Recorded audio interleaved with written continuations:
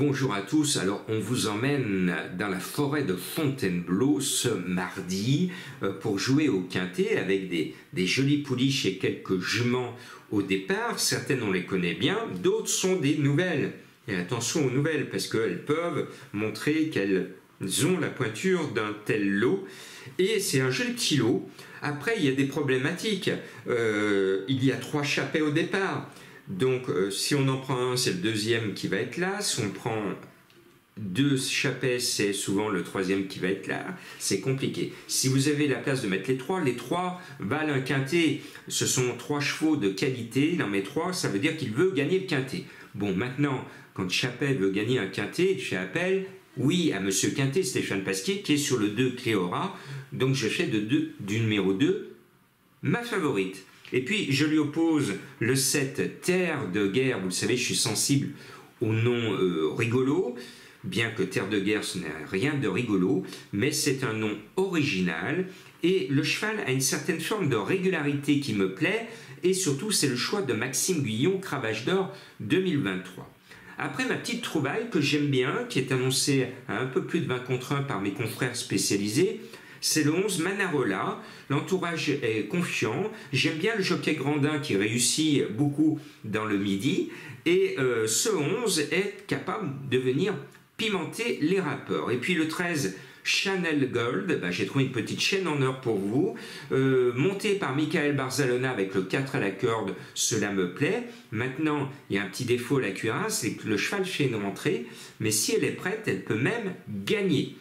Je remonte l'échelle des poids avec mes petites mains pour vous donner le 5 Chena avec Marie Vellon que j'aime bien. Nous autres les Lyonnais, on aime bien Marie Vellon parce qu'elle connaît une très belle réussite avec notre entraîneur lyonnais Jean-Pierre Gauvin. Donc Chena, ce 5, alors elle a déçu ces derniers temps, mais je pense qu'elle vaut un petit quintet de fifille. C'est le cas aujourd'hui et elle pourrait permettre à Marie de se mettre encore en valeur, en relief, et de mettre ce numéro 5 à cote à l'arrivée du quintet. Et puis le 4 Alva est la deuxième cartouche Chapet que je mets. J'ai pas pu mettre les 3, mais j'en ai mis 2.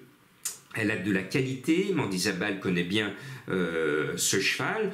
Donc normalement, Chapet est bien armé pour au moins en mettre 2 dans le quintet. Et puis le 10, Sassica me plaît. Elle vient de décevoir, mais il faut la racheter. Son poids est assez favorable. Boutin, le jockey, y croit moi aussi. Attention, alors ce n'est pas un soleil, mais c'est une chance très régulière. Et puis le 9 Aversa, c'est Nicolas Collery qui n'a pas eu de réussite avec son cheval qu'il aime bien à Médane samedi.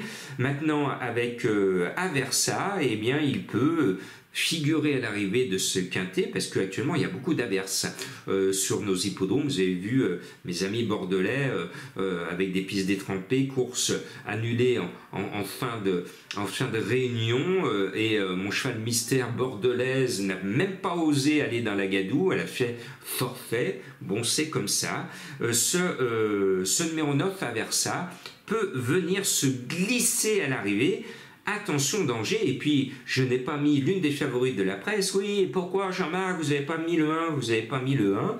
Ben, j'ai pas mis le 1 parce que ça fait une rentrée, c'est 60 kilos. Ça n'a jamais été dans le terrain lourd. Donc, ça fait plein de points d'interrogation avec en plus, cerise sur le gâteau, le 14 à la corde. Donc, j'ai pris un risque énorme. Mais je suis là pour essayer de prendre des risques aussi.